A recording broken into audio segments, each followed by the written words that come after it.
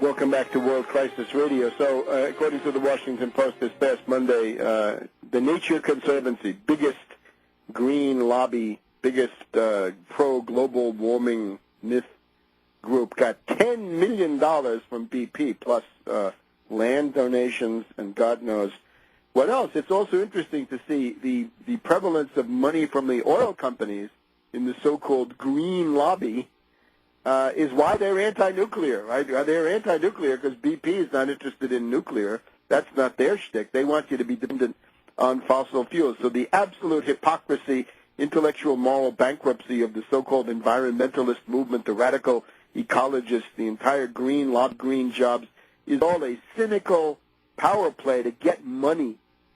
Get it from BP, get it from other members of the oil cartel, all controlled by Wall Street, needless to say, or get it from the federal government, meaning out of your pocket. So now one other thing on Obama, the fecklessness. There is now in the Congress a $20 billion scaled-down bill which aims at saving the job teachers. It's estimated that between 100,000 and 3,000 teachers are going to be fired during the rest of this year as a result of insane local budget cutting, in many cases smaller subdivisions, cities, and states in some ways have very little choice. So the only thing to do is to get the money from the federal government, $23 billion to save 1/3 jobs, especially among teachers, right? And remember, we've still got that $24 trillion line of credit to the big banks available for them.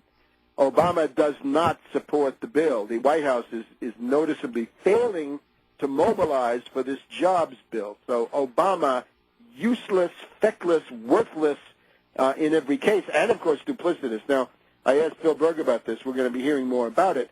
Rahm Emanuel clearly offered Joe Sestak a plum job. The word is now that Bill Clinton was the intermediary. The White House lawyer, I think, is this guy Bauer, who is the husband of Anita Dunn, the Maoist, who was in there. This is the guy who replaced Greg Craig, somebody a little bit less extreme, perhaps, but you get the idea, right? This is a federal crime. If you make it specific, if you say, I'll make you Secretary of the Navy if you do this, that's a federal crime.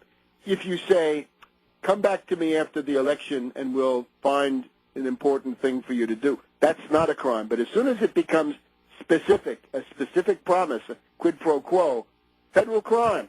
So now it is time, and I don't think a special prosecutor is the way to go, because that puts the whole thing in the deep freeze for a long time. I would say congressional hearings would be good, and the professional staff of the Justice Department should be forced to do something about it. Now, let's just go on to one other thing. Noticeable, the sabotage of the Euro wimp Sarkozy, who obviously, given the orientation of French foreign policy in recent decades, should be supporting and joining in the German measures against naked credit default swaps. Indeed, France should have been taking the lead. With the executive powers that he has, Sarkozy could be leading the charge. So why not? What is this question now with France? I want to call your attention to an article which is now almost 2 years old. It's from July 2008. And this is Thierry Meyssan, M-E-Y-S-S-A-N, and it's at voltairenet.org, VOLTAIRENET.org. So Voltaire, the philosopher Voltaire, man of letters maybe, voltairenet.org. Operation Sarkozy, how the CIA placed one of its agents at the presidency of the French Republic, by Thierry Meyssan. Now, this is a extremely interesting and important article that helps us to explain the treacherous role of the current French government. And the basic idea is Sarkozy, the family is from Hungary, is an example of the long-term effects of the alliance between the OSS on the U.S. side and the Italian mafia of Lucky Luciano during the invasion of Italy in 1943. This then extended to the Corsican mafia right? That other island there in the Mediterranean, which is French, although the population is largely sort of Italian in the language and so forth. So over decades, this leads to the creation of a series of personalities. The Corsican Union is the French connection. It's the dope connection, but always with the CIA involved. Into this milieu is born then Sarkozy. He is the son of Pal Sarkozy. The father's first name is Pal. He's a Hungarian.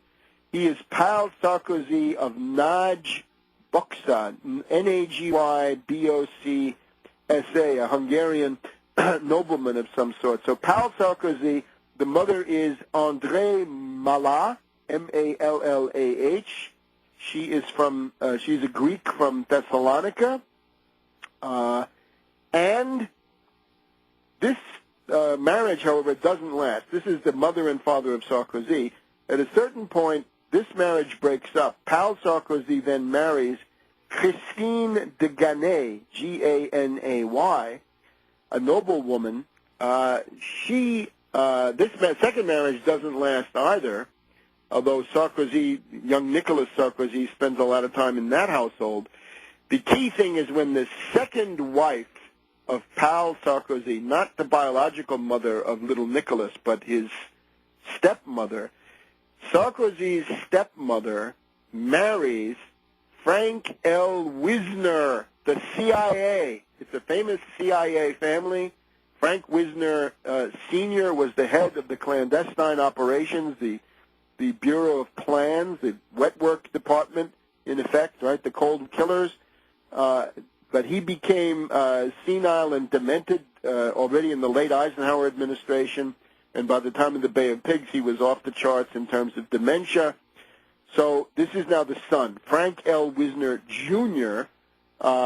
Serves as top official of the State Department. He becomes the successor of Wolfowitz at the Pentagon in the Bush the Elder administration, obviously key CIA contacts. He becomes the envoy of the United States into Kosovo. And if you look at this important fact to stress, that Nicolas Sarkozy, his stepmother, married the CIA. So I guess in a certain way we can say that Sarkozy, stretching it a little bit, Sarkozy is a stepson of the CIA, and he lived in this household significant amount of his time. Sarkozy then married the daughter of a guy called Achille Peretti, who is a figure of this Corsican mafia. That's Sarkozy's own first marriage, and he later goes on to other escapades, and we won't follow that. But if you look at the cabinet, right, two very important posts. One is this Bernard Kouchner, Kouchner. He's the French foreign minister. We followed him last year when he tried to save the Tamil Tigers terrorists from being destroyed. But the promotion of Kouchner, right, Doctors Without Borders, is due significantly to the role of Frank L. Wisner Jr. So this looks like a career. Kouchner's career, his rise meteorically to foreign minister of France at the Quai d'Orsay, seems to be due to CIA support. There's plenty of precedent for this, right? Back in the pre-World War I period, we have Théophile Delcassé, whose career is supported and promoted by King Edward VII of Great Britain. It was all very, very open. This was the guy was the foreign policy expert of the British, even though he was in the French Foreign Office. This Christine Lagarde, right, especially on the issue that we've just seen. The French finance minister is this Americanized woman, Christine Lagarde, also with strong CIA connections. So you get the idea. Take a look at this article, Thierry Masson, on how the CIA put its agent at the presidency of the French Republic. And this helps to understand why Sarkozy does what he does. So we call you to look at tarpley.net several times during the week.